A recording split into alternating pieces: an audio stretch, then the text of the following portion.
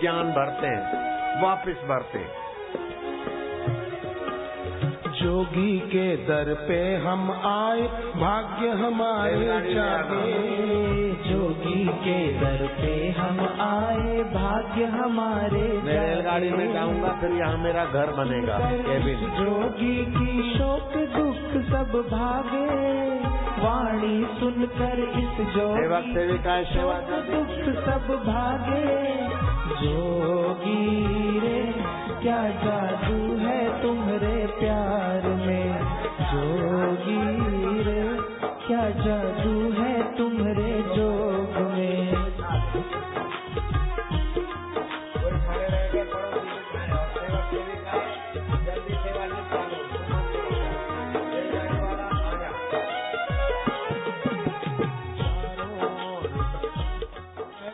और उजियारा चारों ओर प्रसन्नता फैले और उजियारा छाए। सत्संग सुन के इस जोगी का सबके दिल मिल जाए। सत्संग सुन के इस जोगी का सबके दिल खिल जाए। जोगी रे क्या जादू है तुम्हारे प्यार में, जोगी रे क्या जादू है तुम्हारे जोग में। हरि ओम हरि, हर दिल में हरि, हर दिल में हरि, हरि ओम हरि, हरि ओम हरि। ये रस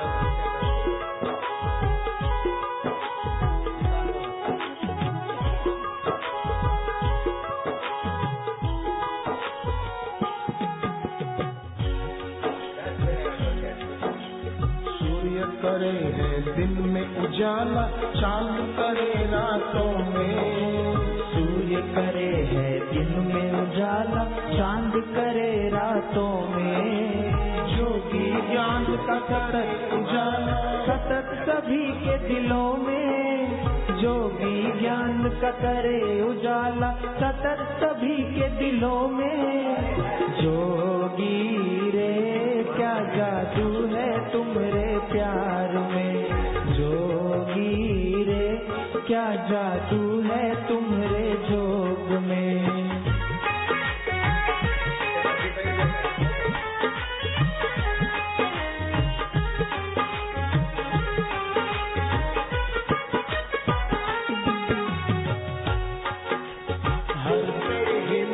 तुम मेरी ताकत, तुम मेरी हिम्मत, तुम मेरी ताकत। तुमसे डरती हर आफत, तुमसे डरती हर आफत। बिगड़ी तू सब की बना ओ जोगी, बिगड़ी तू सब की बनाए मेरे जोगी। जोगी रे क्या जादू है तुम्हारे प्यार में, जोगी रे क्या जादू है तुम्हारे जोग में।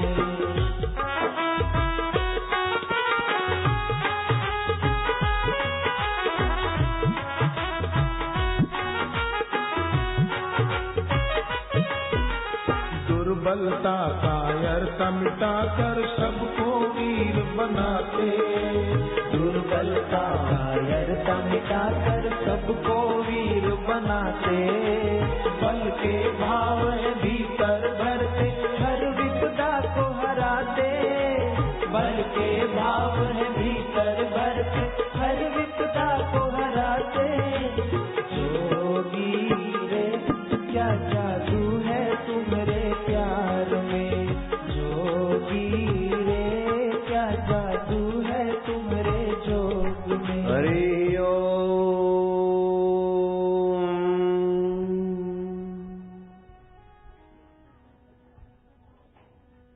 ऐसी ऐसी उत्तम साधना हाथ लगी है कि थोड़े समय में ही सबको तंदुरुस्ती तो मिल जाए, घर के झगड़े भाग जाए, बीमारियां भाग जाए और व्यसन छूट जाए, घर में बरकत भी आए, सुख शांति भी आए। ऐसी सरल सुंदर साधनाएं भगवत प्रेरणा से मिल रही हैं। मनमानी भक्ति कोई 12 साल से करे, भले करे, सदा करे, शाबाश है उसको, लेकिन गुरु दीक्षा लिया हुआ 12 हफ्ता में उनसे आगे निकल जाता है। मैं तो ये समिति के भाई जो स्वागत करने आए उनकी 7-7 पीढ़ियों को धन्यवाद देता हूं कि कितनी व्यस्तता में से भी समय निकालकर 18 और 19 2 तारीख अपने तरफ खींच ली। व्यस्तता बहुत है और वर्षों से तपस्या कर रहे थे, चक्कर काट रहे थे। आश्रम भी बना लिया है। आश्रम में भी वरदादा को शक्तिपात करके जाएंगे, लोगों के मनोरथ फलेंगे। लेकिन तुम्हारे अंदर जो शक्तियां छुपी है उसका 1,00,000वां हिस्सा भी किसी ने विकसित किया तो बुद्धिजीवी कहलाता है। विवेकानंद बोलते थे कि करोड़ों वर्षों से मनुष्य जाति आ रही है धरती पर, लेकिन उन्होंने अपनी शक्ति का 1,00,000वां हिस्सा विकसित किया है और बुद्धिजीवी होकर बुद्धि बेचकर सुविधा में जी के मर जाते हैं।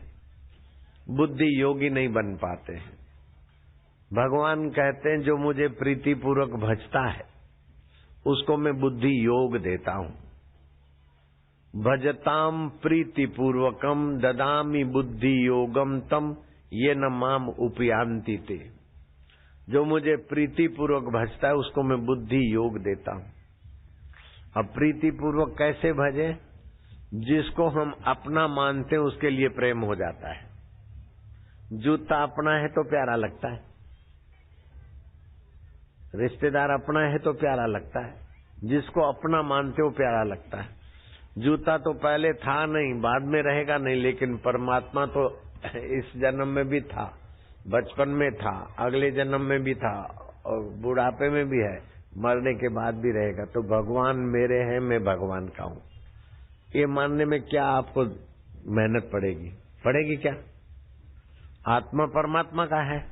जैसे तरंग पानी का है, घड़े का आकाश महाकाश का है, कपड़ा तंतुओं का है, तंतु रुई के हैं तो रुई के तंतु और तंतुओं का कपड़ा। ऐसे ही परमात्मा का 5 भूत और 5 भूतों का ये सब। आंख देखती है, देखने की चीजें अनेक, लेकिन देखने की ज्ञान सत्ता परमात्मा की एक। सुनने की बातें अनेक, लेकिन सुनने की सत्ता एक। चखने के स्वाद अनेक, उसकी ज्ञान सत्ता परमात्मा की एक। स्पर्श करने की चीजें अनेक, लेकिन ज्ञान सत्ता एक। तो परमात्मा ज्ञान सत्ता है, परमात्मा चैतन्य सत्ता है और परमात्मा आनंद सत्ता है। तो ज्ञान सत्ता, चेतन सत्ता, आनंद सत्ता, ये 3 के मिश्रण को बोलते सच्चिदानंद। भगवान क्या है? सच्चिदानंद। सत्य चित्त आनंद। सत उसे कहते जो कभी मरता नहीं, शरीर सदा जीता नहीं और आप कभी मरते नहीं। आपको भगवान भी नहीं मार सकते, आप आत्मा है, आप सत्य है। जो सत्य होता है वही चेतन होता है, जो सत्य है वही चेतन है और जो चेतन है वही आनंद है। चेतना के बिना आनंद कहाँ आएगा? तो चतुर्भुजी नारायण अथवा भगवान शिव, इन्होंने अपने भगवान तत्व का साक्षात्कार किया तो भगवान होके पूजे जाते हैं। गुरुओं को भी हम भगवान के साथ ही पूजते हैं। वास्तव में भगवान तो सर्वव्यापक है, सबका अंतरात्मा है। हरि व्यापक सर्वत्र समाना, प्रेम ते प्रगट होवई में जाना। वो सर्वत्र समान है लेकिन प्रेम से प्रकट होता है। विदेश के दार्शनिक 200 देशों के दार्शनिक बोलते हैं कि हमने हिंदुस्तान के धर्म को अच्छी तरह से पढ़ा और सुना है कि एक ही परमात्मा है। और उसी की अभिव्यक्ति अनेक रूपों में है। जैसे एक ही समुद्र का पानी उठता है, कहीं गंगा, कहीं यमुना, कहीं सरस्वती, कहीं हर्षिल नदी, कहीं कनाडा की नदी। नदियों के नाम अनेक, लेकिन समुद्र का पानी एक का एक। आकाश एक, लेकिन ये इसका घर है, ये इसका मकान है, अवकाश इसका है। ऐसे ही हम समझ गए कि परमात्मा एक है। ये हिंदू धर्म की महानता हम समझी। लेकिन एक परमात्मा है और निराकार है, सर्वव्यापक है, ये भी हम मानते हैं। लेकिन हिंदुस्तानियों के पास ऐसी कौन सी चीज है जो निराकार भगवान प्रकट हो जाता है और अर्जुन का रथ चलाता है?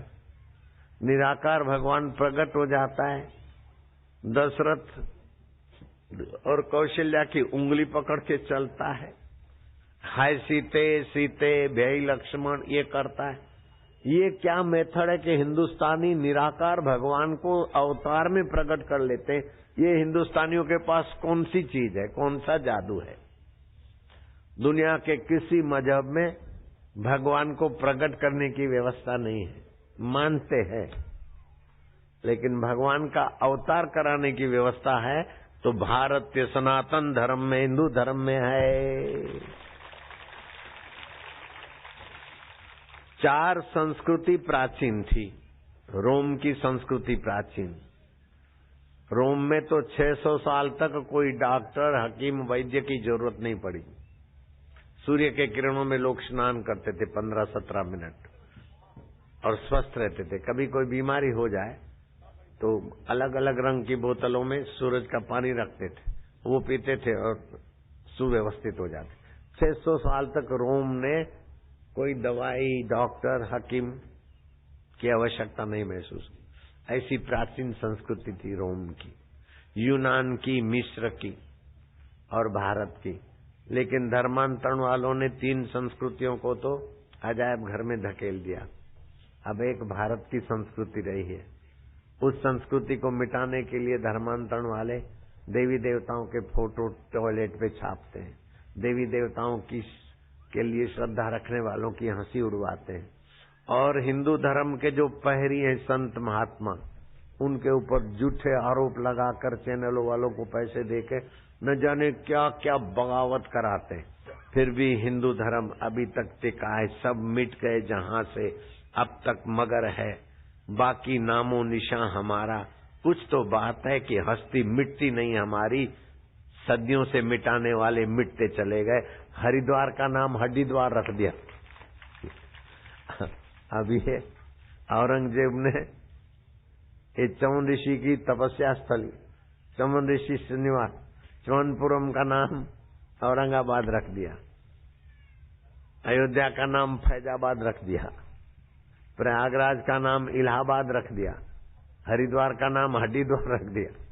इतना इतना हम लोगों के साथ इन्होंने कपट किया। फिर भी भारतीय संस्कृति अभी भी विश्व मानव को, चीन की दीवार मशहूर है, कुवैत का पेट्रोलियम मशहूर है, अमेरिका के डॉलर मशहूर है, लेकिन भारत के संत अभी भी विश्व मानव को ज्ञान, ध्यान, आरोग्य देने में अभी भी मशहूर है।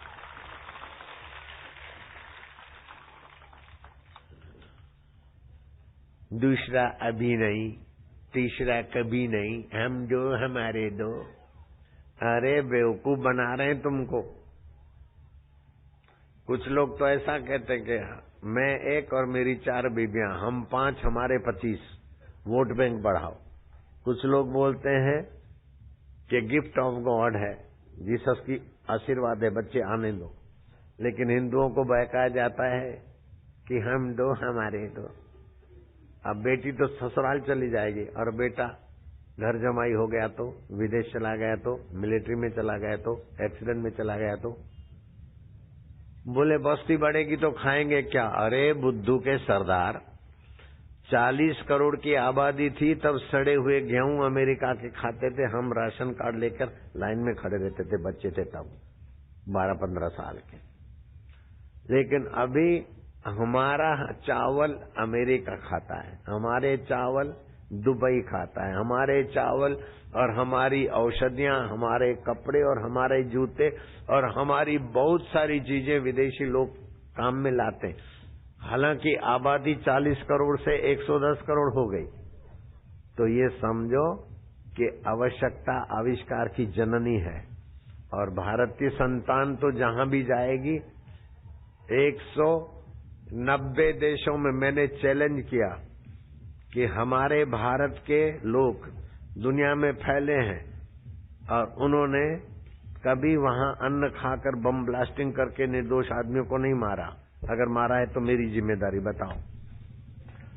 मुंबई में मेमन बंधुओं ने बम ब्लास्टिंग किया, उन दिनों में मैं वर्ल्ड रिलीजियस पार्लियामेंट में प्रवचन करने गया था। तो भारत का व्यक्ति कहीं भी होगा तो कहीं डॉलर ले आएगा, कहीं से पाउंड ले आएगा। भारतवासी कहीं भी होगा तो किसी के काम आएगा।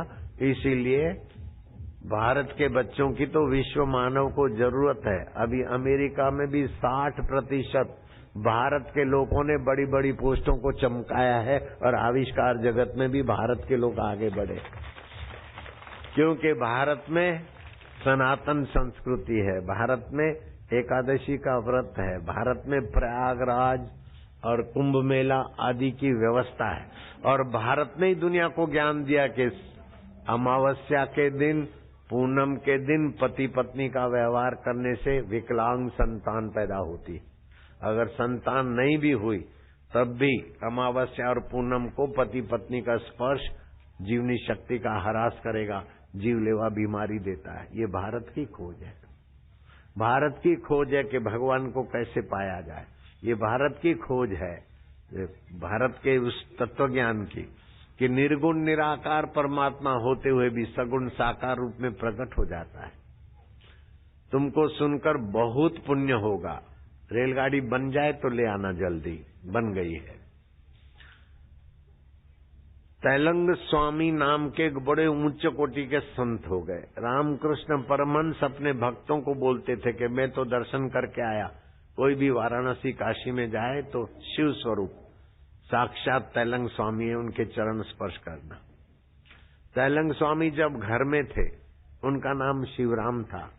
उनकी माँ ने कहा, बेटा तू जवान हुआ है, हमने सारे प्रयत्न किए लेकिन तू शादी नहीं करने पर अडिग है। मेरे लाल, अब मैं तेरी बूढ़ी ब्राह्मणी माँ तेरे से एक चीज मांगती हूँ, तू साधु बने तो भले बन, लेकिन जब तक मैं जिंदी हूं तब तक घर नहीं छोड़ो। बोले माँ मैंने मान लिया। बोले दूसरी बात ये मान कि तू साधु बनेगा तो खोज करना कि संत के दर्शन से, संत के सत्संग से और संत की दीक्षा से क्या क्या लाभ होते हैं, ये खोज करके समाज को बताना। बोले माँ ये मैं जरूर करूंगा। दिन बीते, सप्ताह बीते, महीनों की और वर्षों की कतारें बीती, माँ तो भगवान की प्यारी हो गई।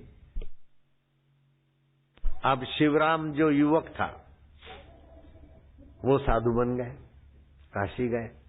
संत के दर्शन से, दीक्षा से जीवन में क्या परिवर्तन होता है, क्या फायदा होता है। किसी ने सुनाया कि भगवान में, वल्लभ संप्रदाय के आचार्यों ने सुनाया कि भगवान में दिव्य कृपा करने के 30 गुण होते हैं और भगवान का साक्षात्कार किए हुए संत में 36 गुण होते हैं। भगवान प्रकट होके अंतर्धान हो जाते हैं और वो बार बार मिलते हैं। भगवान तो समर्थ हैं, लेकिन हमारे जैसा जन्म लेकर, हमारे जैसा जीकर ब्रह्मज्ञानी होना ये कितना है। भगवान तो आम का वृक्ष है, लेकिन भगवान को पाए हुए संत तो आम का फल है। आम का फल रस भी देता है और गुठली में से दूसरा वृक्ष भी पैदा कर देता है। तो गुरु की कृपा से दशरथ के घर राम जी का प्रागट्य हुआ और वसुदेव देवकी के वहां भगवान को प्रकट करा सकता है गुरु। तो इस प्रकार संत की महिमा का हम पूरा वर्णन नहीं कर सकते। किसी ने कुछ बताया, किसी ने कुछ बताया, लेकिन सभी ने ये कहा कि ईश्वर को पाए हुए संत की महिमा का पूरा वर्णन तो भाई हम नहीं बता सकते। तब एक बूढ़े साधु ने कहा कि देखो शिवराम, तुमने माँ को वचन दिया है संत के दर्शन, संत के सत्संग और संत की दीक्षा से क्या फायदा होता है उसकी मैं जानकारी हासिल करूंगा। तो अभी चले जाओ तुम बंगाल में, वहाँ वर्धमान डिस्ट्रिक्ट है, कटवा तहसील है, उदारपुर शहर है। उदारपुर शहर के शमशान में रघुनाथ भट्टाचार्य रहते हैं। उनको मार्कंडेय चंडी की सिद्धि है, वो मार्कंडे चंडी देवी तुम्हारे आगे प्रकट भी कर देंगे और देवी माता तुमको उपदेश दे देगी, तुमको अनुभव करा देगी। कहाँ तो काशी और कहाँ बंगाल का वर्धमान डिस्ट्रिक्ट कटवा तहसील उदारपुर के शमशान में पहुंचे। रघुनाथ भट्टाचार्य ने उनकी जिज्ञासा देखकर कहा कि तुम चिंता मत करो, मैं तुम्हारे को माता जी प्रकट हो जाए ऐसा सिद्धि वाला मंत्र देता हूं, और इस मंत्र का तुम नर्मदा किनारे पर जप करोगे तो 7 दिन के अंदर मार्कंडे चंडी प्रकट हो जाएगी। चले गए मार्कंडे चंडी की साधना करने के लिए और जप शुरू किया। एक दिन हुआ, दूसरा दिन हुआ, तीसरा दिन हुआ, चौथा दिन हुआ, 5वें दिन प्रभात को मार्कंडे चंडी मां प्रकट हो गई। तुमने मां को वचन दिया है, संत के दर्शन और सत्संग की महिमा क्या है वत्स? मैं संत की महिमा तो नहीं बता पाऊंगी, लेकिन ये 3 गोलियां देती हूं। ये नर्मदा किनारा जिस राजा के शासन से शासित है, उस राजा को संतान नहीं हो रही है, ये गोलियां उनको देना, संतान भी होगी और वो संतान जन्म लेते ही तेरे साथ बातचीत करेगी, दूध बाद में पिएगा, तेरे साथ बात करेगा संत की महिमा के। मार्कंडे चंडी मात की जय, भैरवी देवी मात की जय। देवी तो अंतर्धान हो गई। 2 दिन बाकी थे अनुष्ठान के, पूरे हुए। 7 दिन के थके थे, पेड़ नीचे गांव के नजीक गए। किसी बनिया को बोला, भैया, बोले महाराज संत की सेवा भाग से मिलती है। भोजन कराया। संध्या हो रही थी। गांव के बाहर मंदिर छोटा सा था, पेड़ का वृक्ष था। जरा लेटे तो इतने में एक घसियार आया, पतला डुबला युवक। घास काटता हूँ, बेचता हूँ, बकरी वाले गाय वाले ले जाते हैं, पेट पूरा नहीं होता। महाराज थका हूं, मैं रात को इधर सो जाऊं। बोले बेटा सो जा, लेकिन तू जरा मेरा पैर दबा, मैं 7 दिन का थका हूं। अब महाराज तो थके थे 7 दिन के, चट से लेटे टप से नींद आ गए और वो घसियारा ने पैर दबाना शुरू किया। अब उसको पता नहीं था कि पैर दबाते दबाते गला मेरा दबा लेगी मौत। पैर दबाते दबाते थोड़ी देर में तो उसका आयुष्य पूरा हुआ, ढल पड़ा। महाराज सुबह उठे के देखा जिससे सेवा लिया है वो बेचारा मर गया। तो नर्मदा किनारे उसके शमशान की विधि कर दी और नर्मदा जी में उसकी हड्डियां समर्पित कर दी। गंगा में और नर्मदा में हड्डियां समर्पित करने से दुर्गति से रक्षा होती है, और मरते समय तुलसी की लकड़ियां से अग्नि संस्कार करने से भी नीच योनि और नरक नहीं मिलता। इसलिए घर वालों को बोल देना कि हम जब मर जाएं तो तुलसी की लकड़ियां हमारी आंखों पे, शव पे, मुंह में रखना और तुलसी की लकड़ी से चिता की शुरुआत करना, इससे दुर्गति से रक्षा होती। महाराज तो वो करके राजा के पास पहुंचे और राजा को 3 गोलियां दिया। बोले मेरे को तो मार्कंडे चंडी और भैरवी देवी की कृपा से आपका सब मिल गया समाचार, आप लो। राजा खुशी खुशी में रानी को दिया। बोले महाराजा जब तक तुम्हारे घर वो बालक नहीं आया तब तक मैं यहीं रहूंगा और उस बालक से बातचीत करूंगा कि संत के दर्शन से, सत्संग से और दीक्षा से क्या फायदे होते हैं। दिन बीते, महीने बीते, 9 महीने कुछ दिन हुए और दाई आई। रानी के महल में प्रसूति हुई। अब ध्यान देना, पहले के जमाने में दाइयों में जो अक्ल थी वो आज की नर्सों में और डॉक्टरों में आ जाए तो बहुत फायदा होगा। बच्चा मां की जेर से अपनी नाभि जोड़ता है। जन्म लेते ही कुछ ना समझ नर्स या डॉक्टर तुरंत बच्चे की नाभि छेदन करते हैं। 9-10 महीने जिस नाभि से पला पोषा, एकाएक उस पर कैंची घूमती तो उसको पीड़ा होती है, वो भय घुस जाता है। First impression is the last impression. बचपन का भय जीवन भर आदमी डरता रहता है। मोटे ताजे और चूहा पसार हो गया तो डर गए। 60 किलो की है आंटी, दूध लेके जा रही रसोई घर में और जरा सा गलहरी गई, मैं तो डर गई, मैं तो मर गई। तुम्हारा कसूर नहीं है। नर्स ने, डॉक्टर ने बेवकूफी की, नाभि छेदन किया। अभी तुम्हारे परिवार में किसी बालक का जन्म हो तो डॉक्टरों को आदेश दो 3 मिनट रुक जाओ, इनके साथ अत्याचार ना करो। रक्त प्रवाह और प्राण संचार बंद होने के बाद शरीर का मरा हुआ हिस्सा काटोगे तो पीड़ा नहीं होगी। मैं बाल काटूंगा तो पीड़ा नहीं होगी, नख काटते तो पीड़ा नहीं होती। 3 मिनट के बाद नाभि काटोगे तो बच्चे को पीड़ा नहीं होगी, भय नहीं घुसेगा। ये आप ध्यान रखना। बहुत इस कथा से बहुत कुछ आपका आने वाला भविष्य उज्जवल होता है। दूसरी बात, बच्चे को स्नान करा के पिता के गोद में देना चाहिए। और पिता को क्या करना चाहिए?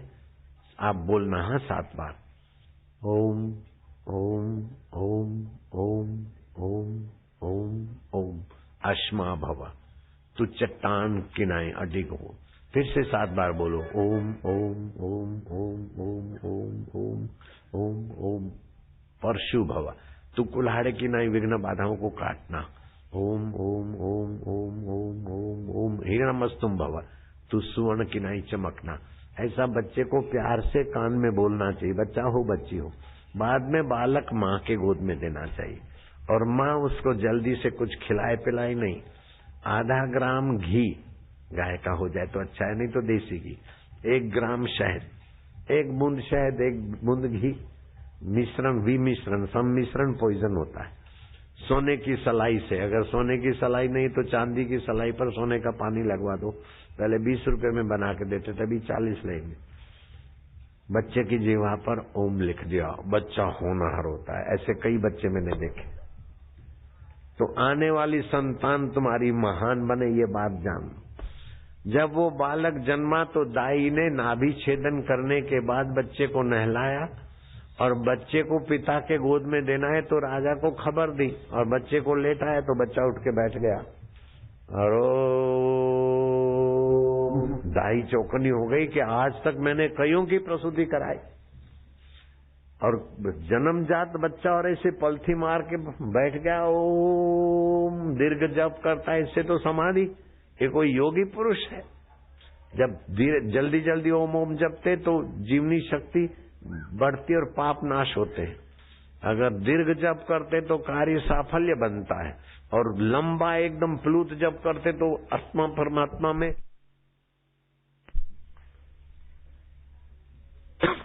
मन शांत होता है। ये तो समाधि वाला जोगी है। दाई तो दंग रह गई, रानी भी देखकर खुश हो गई और जो दास दासियां वे भी दंग रह गए कि बालक है कि भगवान का अवतार है। राजा साहब आए, बालक की स्थिति देखकर गदगद हुए। शिवराम महाराज को बुलाओ। भाईजत शिवराम महाराज, आपकी दी हुई प्रसादी का ये सपूत। तब शिवराम महाराज कहते, बालक तुम कौन से अवतारी पुरुष हो? बोले महाराज मैं अवतारी कुछ नहीं, वो मैं घसियारा था, आपके दर्शन किया, घास बेचता था, पेट पालने के पैसे नहीं थे, लेकिन आपका दर्शन हुआ, वहीं मैं मर गया। आपने तो मेरी सदगति करा दी, नरकों से बचा। अब मैं राजा के घर आया हूं, मैं वही बालक हूं। संत के दर्शन से क्या फायदा होता है उसका वर्णन तो पूरा मैं नहीं कर सकता हूं, लेकिन अभी मैं राजा के कंधे पे भी बैठ जाऊंगा, मंत्री लोग से भी सम्मानित होऊंगा और मुझे आप जैसे संत मिल गए तो मैं आत्मा परमात्मा का साक्षात्कार करके अपनी 21 पीढ़ियां भी तारूंगा, लाखों करोड़ों लोगों को भगवान का दर्शन भी मैं करा सकता हूं। कहाँ तो 2 पैसे का मैं घसियारा और 2 घड़ी आपका सत्संग। महाराज हरि अनंत है, हरि कथा अनंत है और हरि के प्यारे संतों का दर्शन, सत्संग और दीक्षा का फल भी अनंत है महाराज, उसका वर्णन कोई नहीं कर सकता है। ये माता जी के कृपा से मैं आपको बता रहा। तब शिवराम महाराज ने समझ लिया कि दीक्षा से तीर्थ, तुलसी कबीर जी कहते हैं, आप बोलना, तीर्थ नाए एक फल, तीर्थ नाए एक फल, संत मिले फल 4, संत मिले फल 4, सतगुरु मिले अनंत फल, सतगुरु मिले अनंत फल, कहत कबीर विचार। कहत कबीर। तीर्थ में स्नान करते तो धर्म लाभ होता है, संत मिलते तो धर्म अर्थ काम मोक्ष 4 पुरुषार्थ। और संत जब दीक्षा देकर हमें अपना बना लेते और हम संत को अपना मानते तो अनंत फल के द्वार खुल जाते हैं। मैं तो औरंगाबाद बिहार वालों के तपस्या को खूब खूब धन्यवाद देता हूँ। आप सभी के माता पिता पिता पितामह पितामह 7 पीढ़ियों को मैं भगवान शिव जी के धन्यवाद में अपना धन्यवाद मिलाकर धन्यवाद देता हूँ। शिव जी कहते पार्वती उनकी माता धन्य है, उनके पिता धन्य है, उनका कुल और गोत्र धन्य है, जिनके हृदय में गुरु भक्ति है, कानों में गुरु का ज्ञान है। आप बोलना, धन्या माता पिता धन्यो, धन्य माता पिता धन्यो, गोत्रम धन्यम कुलोद्भव, गोत्रम धन्यम कुलोद्भव, धन्या च वसुधा देवी, धन्या च वसुधा देवी, यत्र स्यात् गुरु भक्ततः, यत्र स्यात् गुरु भक्ततः। पार्वती उनकी माता धन्य है। किसकी? बोलो, हमारी। आपकी माता धन्य, उनके पिता धन्य। किसके? हमारे। उनका कुल गोत्र धन्य। किसका? हमारा। उनके कुल में जो जन्म लेंगे, क्योंकि गुरु का दर्शन किया है, सत्संग सुना है, भगवान नाम जप किया है, आध्यात्मिक ओरा पैदा हुई। अब छोटी सी घटना, सच्ची घटना बताता हूँ। मेरी नानी मर गई थी, शमशान में ले गए और वहां हिली तो रस्सी काटी और नानी पैदल चल के आई। पूछा कैसे हुआ? बोले मुझे ऐसा कुछ सुन्न सा हो गया, फिर देखा कि ये नरक है। तो मैंने बोला, जिसने ओमकार का जप किया उसको नरक नहीं होता, जिसने ब्रह्मज्ञानी गुरु से दीक्षा लिया उसको नरक नहीं होता, मुझे नरक में क्यों लाए हो? तो उन्होंने, यमराज ने कहा तुम्हारा नाम हेमी बाई है। बोले हेमी बाई तो हमारे शहर में हजारों हैं, पूरा नाम बोलो। बोले हेमी बाई पहुमल। बोले पहुमल पहुमल हमारे पति का नाम नहीं है, तो क्या नाम है? बोले हम नाम नहीं लेते, प पे है। पहलाज राय? नहीं। पंजुमल? बोले नहीं। प्रीतम दास? नहीं। परियोमल? बोले नहीं। तो भाई बोल दो ना भैया, हम लेते नहीं ना, आप बोलो। यमराज ने देखा भाई धर्मनिष्ठ है, नाम लेते गए। फिर पूछा हेमी भाई प्रेम कुमार? बोले कुमार हटाकर चंद्र लगाओ। हेमी भाई प्रेम? बोले हाँ भैया। यमराज ने अपने दूतों को डांट चढ़ाई के मूर्खों, पहले पुष्करना पातकी को लाना था तो पुष्करना पवित्र आदमी को पकड़ के लाए, मुझे माफी मांगनी पड़ी। हेमी भाई पोहुमल को लाना था, हेमी भाई प्रेमचंद को ले आए, जाओ जल्दी छोड़ के आओ। तो फिर मैं जिंदी हो गई। यमराज की क्लास लेकर जिंदी हो गई। ऐसी नानी का मैं धोता लगता हूँ, आप संभल के रहियो। है।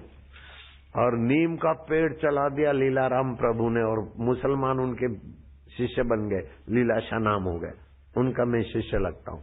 पहले 2 करोड़ मेरे श्रोता थे, अब कुप्रचार करने वालों ने करोड़ों रुपए लगा दिए, झूठे इल्जाम लगाए, टीवी में क्या क्या बकवास किया, लेकिन सब झूठा साबित हुआ। Supreme court, high court, laboratory ने सब ने सभी के मुंह पर तमाचा रख दिया। और अभी तो कितने करोड़ लोग सुन रहे हैं। अभी यहाँ बोल रहा हूँ 167 देशों में, यहाँ का, बिहार का, औरंगाबाद का सत्संग लोग देख रहे हैं, सुन रहे हैं। America, Canada, Bharat, Dubai, Australia, Pakistan, Singapore, Saudi Arabia, Germany, Netherland, Italy, जहाँ जहाँ देख रहे हैं, इलेक्ट्रॉनिक स्लेट में पढ़ के सुना रहा हूँ। Japan, France, Kuwait, Mauritius, Oman, Mexico, Malaysia, Nepal के लोग भी सुन रहे हैं। नेपाल के लोग पानी कभी नहीं पीते, फिर भी जिंदे। दूध भी नहीं पीते, तभी जिंदे। चाय भी नहीं पीते, तभी भी जिंदे। शरबत भी नहीं पीते, तभी भी जिंदे। बोलो नेपाली। अभी हंसते होंगे, बलछन है नेपाली। नेपाली पीते नहीं, पानी भी खाते, दूध भी खाते, शरबत भी खाते। बाबा शरबत खान छ, बाबा पानी खान छ, बाबा दूध खान छ, खाते हैं। नेपाल वाले अभी खुश हो रहे हैं, हंस रहे हैं। Saudi, Korea, Thailand, Poland, Russia, पुर्तगाल, इजराइल, 167 देशों के नाम लूंगा तो सत्संग में कमी न जाए। सभी को शाबाश है। हम औरंगाबाद बिहार का, जहां से रांची 250 किलोमीटर, जहां से पटना भी लगभग 200 है।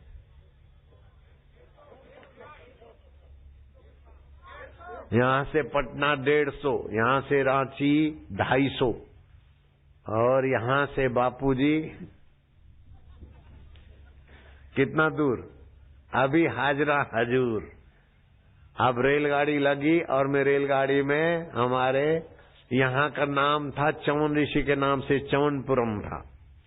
फिर औरंगजेब ने अपना अहम थोप दिया, औरंगाबाद रख दिया। लेकिन फिर भी चवन ऋषि की तपस्या, चवन ऋषि का च्यवनप्राश विश्व विख्यात है। और कोई च्यवनप्राश रोज खाए और नए बाल लाने वाला तेल लगाए तो टाल के बाल आ जाते हैं, ऐसा च्यवनप्राश का प्रभाव है। लेकिन असली बना हुआ हो अपना समिति वाले का, नए बाल आ जाते हैं। वो तेल भी मिलता है वहां स्टॉल पर। और जो बच्चे कमजोर हो उनको 1-2 खजूर रात को भिगा दो, सुबह दूध में मसल के खिलाओ, रक्त बढ़ेगा, मांसपेशियां बढ़ेगी, मजबूत होंगे, पेट साफ रहेगा, पेशाब की तकलीफें दूर हो जाएगी। खजूर में बहुत फायदे होते हैं, लेकिन होली तक ही खजूर खानी चाहिए, होली के बाद नहीं खानी चाहिए। शिवरात्रि की रात को, शिवरात्रि के दिन को ओम बम बम बम बम बम जप करे 1.25 लाख, गठिया गायब, शरीर की वायु संबंधी बीमारी गायब, घुटनों का बीमारी गायब। जिसको भी वायु संबंधी तकलीफ हो तो 1 लीटर पानी उबाल के 3 बीली पत्ते, 1 काली मिर्च, 0.25 लीटर कर दे और वो पानी दिन भर में पिए, फिर से उबाल के फिर से पिए। ओम बम बम जप करे शिवरात्रि के दिन 1.25 लाख। गठिया वाला जो बिस्तर पे पड़ा है वो भी दौड़ने लगेगा। ऐसी मंत्र शक्ति। घर में अशांति है, बरकत नहीं है तो घर का मुखिया व्यक्ति लोटा पानी का पलंग के नीचे रख दे, सुबह तुलसी में, पीपल में, पेड़ में डाल दे। और घर में मोटा नमक आता है 2 रुपए किलो, खड़ा नमक, उसका पोता कर लिया करे। और घर के लोग रसोई घर में कीर्तन करके भोजन करे, घर में बरकत भी आएगी, झगड़े भाग जाएंगे। अब मैं रेलगाड़ी चलाऊंगा। ये रेलगाड़ी 167 देशों में पहली है। दुनिया में ये पहली रेलगाड़ी के सत्संगियों के बीच चले। धुआं भी अभी मैं चलाता हूँ। बैठे रहना, खड़े रहोगे ना तो वो टॉफिया। पहले ऋषि मुनियों की परंपरा से पलाश के फूलों से होली खेलते थे। रोग प्रतिकारक शक्ति, गर्मी पचाने की शक्ति, समता और ब्रह्मचर्य की शक्ति मिलती थी। अभी भी पलाश के फूल आप लोगों को मिले तो ठीक है, नहीं तो समिति वाले यहाँ पैकेट भिजवा देंगे, रखना। पलाश के फूलों से होली खेले। अंग्रेजी रंगों से अरबों रुपए की अपनी तबीयत खराब क्यों करना। शिवरात्रि को ओम बम बम जप करना सिद्धि होती है। और होली के दिन में पलाश के फूलों से होली खेलना। और होली के बाद खजूर नहीं खाना, किशमिश खा सकते। किशमिश भी दूध के सारे फायदे देती है। और सूर्य के किरणों में 15 मिनट स्नान करने से निरोग रहते हैं। किसी को डायबिटीज हो तो आधा किलो करेले ले लो, टुकड़े टुकड़े करके तसले में रखो। सुबह खाली पेट खड़े होकर नंगे पैर कुछ लो 1 घंटा। 7 दिन में डायबिटीज भाग जाएगी, लेकिन 10 दिन करना, दोबारा ना आए। इंसुलिन लेने वालों को भी फायदा हो गया। इंसुलिन की इंजेक्शन नहीं लेते, डायबिटीज मिट जाती। और घुटने का दर्द है तो बुट्टी मिलेगी सस्ते में। थोड़ी रात को भिगा दिया, सुबह जितने पानी में भिगा है उसका आधा करके पी लो। 15-20 दिन में घुटने अप टू डेट। ऑपरेशन कराने की जरूरत नहीं। अपेंडिक्स का ऑपरेशन कराने की जरूरत नहीं।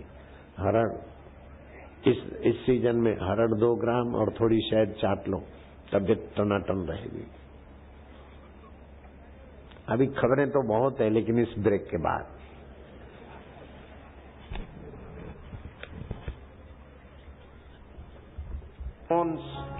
से सिर दर्द, आंखों की जलन, अनिद्रा, कान दर्द, कैंसर की बीमारी, नपुंसकता का भय, लेकिन राग पहाड़ी गाएंगे, सारी बीमारियों को टक्कर मारने वाली ऊर्जा बाहर प्रकट हो जाएगी। राग पहाड़ी गाएंगे सुरेश भैया। मेरा घर बनाओ। जोगी की वाणी सदा है जाती मानी। घर में जोगी की वाणी सदा है जाती मानी। घर में दुख कभी न आए, ना हो कोई परेशानी। उस घर में दुख कभी न आए, ना हो कोई परेशानी। ओए होए जोगी रे क्या जादू है तुम्हारे प्यार में। जोगी रे क्या जादू है तुम्हारे जोग में।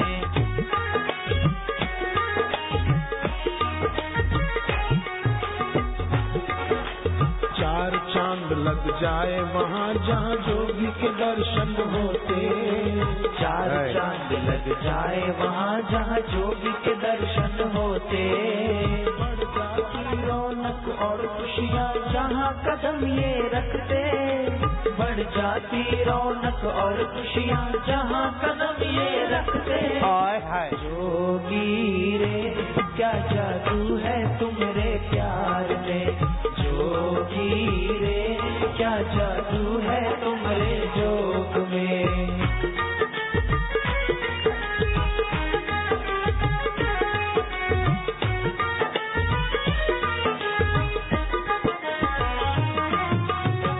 जोगी के चरणों में ही बसी है दुनिया हमारी। इस जोगी के चरणों में ही बसी है दुनिया हमारी। इनका दर्शन इनकी दृष्टि हरे मुसीबत सारी।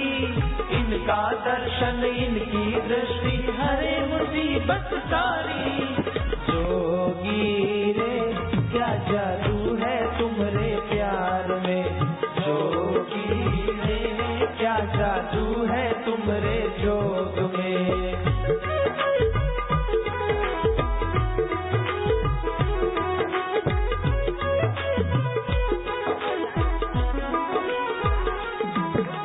हर दिन शुभ और मंगल होता नित्य है होती दिवाली। हर दिन शुभ और मंगल होता नित्य है होती दिवाली। बड़ भागी वही जिसने जोगी की भक्ति है पाली। बड़ भागी वही जिसने जोगी की भक्ति है पाली। हाय हाय जोगी रे क्या जादू है तुम्हारे प्यार में। जोगी रे क्या जादू है तुम्हारे जोग में।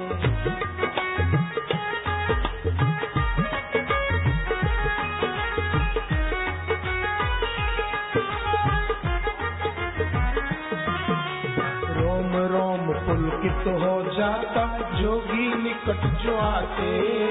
रोम रोम पुलकित हो जाता जोगी निकट जो आते।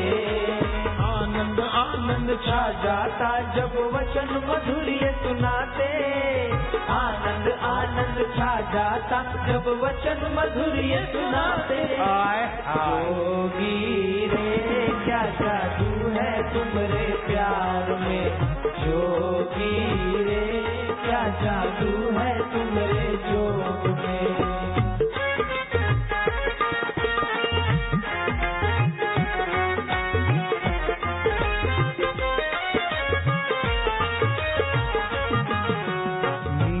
नजरे हृदय कोमल वाणी सुख का सागर।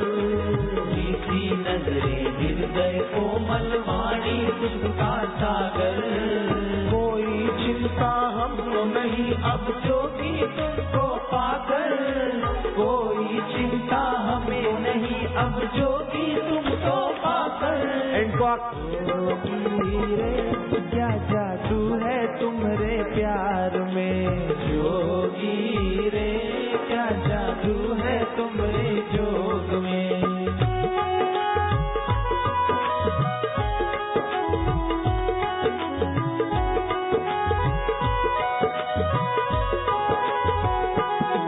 तेरा प्यार खींच के लाया।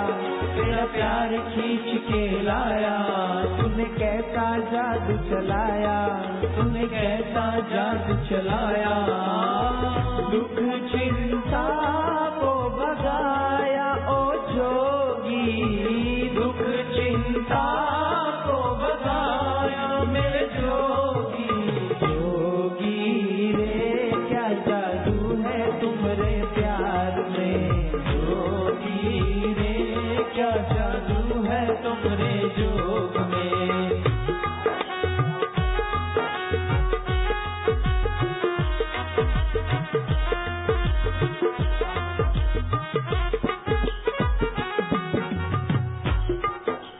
जैसे नभ में स्थिर नहीं रहता बिजली का चमकारा।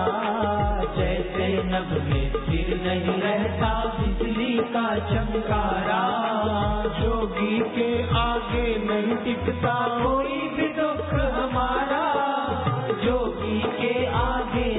टिकता कोई भी दुख हमारा। हाय हाय जोगी रे क्या जादू है तुम्हारे प्यार में। ये रेलवे भक्ति धाम, बिहार में रेलवे भक्ति धाम। चलाया तूने कैसा जादू चलाया, दुख चिंता को भगाया ओ जोगी, दुख चिंता को भगाया मेरे जोगी। जोगी रे क्या जादू है तुम्हारे प्यार में। जोगी रे क्या जादू है तुम्हारे जोग में।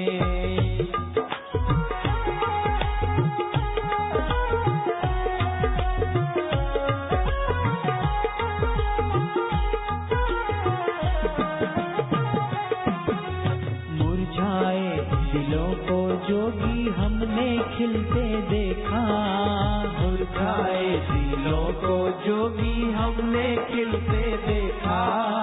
बिगड़ा भाग्य बन जाता है पलटे किस्मत रेखा, बिगड़ा भाग्य बन जाता है पलटे किस्मत रेखा। जोगी रे क्या जादू है तुम्हारे प्यार में। जोगी रे क्या जादू है तुम्हारे जोग में।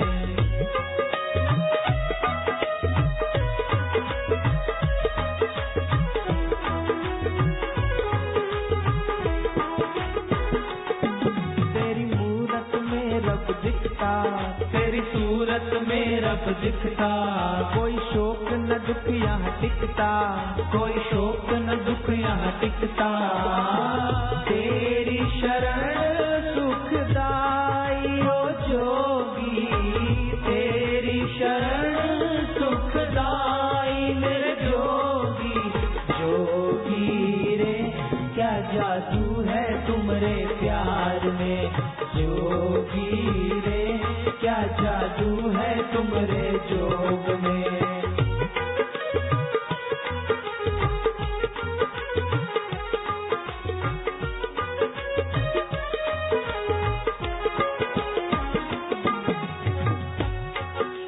लगन जो इनसे लागी, ये लगन जो इनसे लागी। हर दुख परेशानी भागी, हर दुख परेशानी भागी।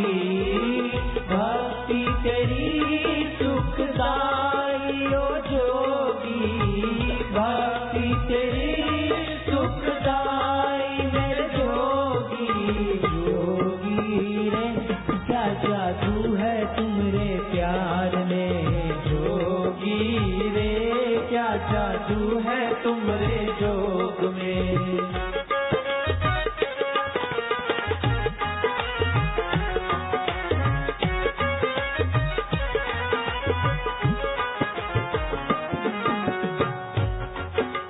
जहाँ भी जाए खुशियाँ लाए ये भंडार सुखों का। जहाँ भी जाए खुशियाँ लाए ये भंडार सुखों का। खेल खेल में अंत है करता जोगी सारे दुखों का। खेल मुसीबत यहाँ न टिकने पाए, कितनी बड़ी हो चाहे मुसीबत यहाँ न टिकने पाए। जोगी रे क्या जादू है तुम्हारे प्यार में। जोगी रे क्या जादू है तुम्हारे जोग में।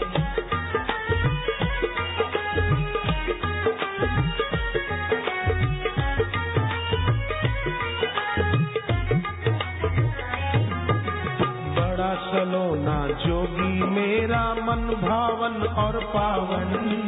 बड़ा सलोना जोगी मेरा मन भावन और पावन। जब भी आए लगे है जैसे खुशियों का हो सावन। जब भी आए लगे है जैसे खुशियों का हो सावन। जोगी रे क्या जादू है तुम्हारे प्यार में। जोगी रे क्या जादू है तुम्हारे जोग में।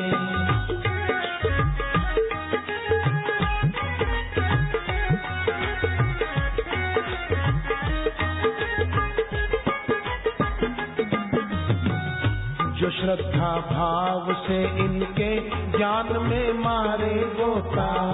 जो श्रद्धा भाव से इनके ज्ञान में मारे गोता। बिना मांगे वो सब पाए उसी का मंगल होता। बिना मांगे वो सब पाए उसी का मंगल होता। जोगी के प्रेम के आगे लगे है हर सुख छोटा। जोगी के प्रेम के आगे लगे है हर सुख छोटा।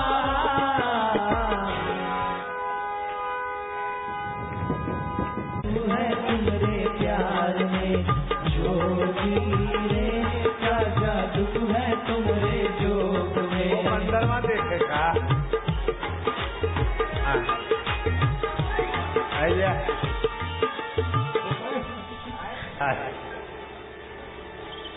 पुष्कर में बापूजी ने बड़े ही प्रेम से लंगूरों को प्रसाद दिया और सौभाग्यशाली इन लंगूरों ने बापूजी के करकमलों से प्रसाद ग्रहण कर अपने अन्य साथियों को प्रसाद पाने का मौका दिया। सचमुच ब्रह्मज्ञानी संत के सानिध्य में अनुशासनहीनता संभव ही नहीं है। देखिए ना किस तरह बापूजी से प्रसाद लेकर लंगूर अपनी जगह छोड़ता है और अपने अन्य साथी को आने का मौका देता है ताकि उसे भी ब्रह्मज्ञानी संत के हाथों से प्रसाद प्राप्त हो सके।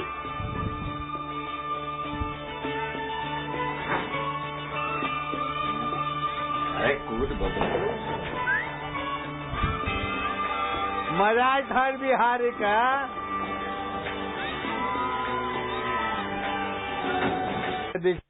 8 बजे सत्संग शुरू होता है।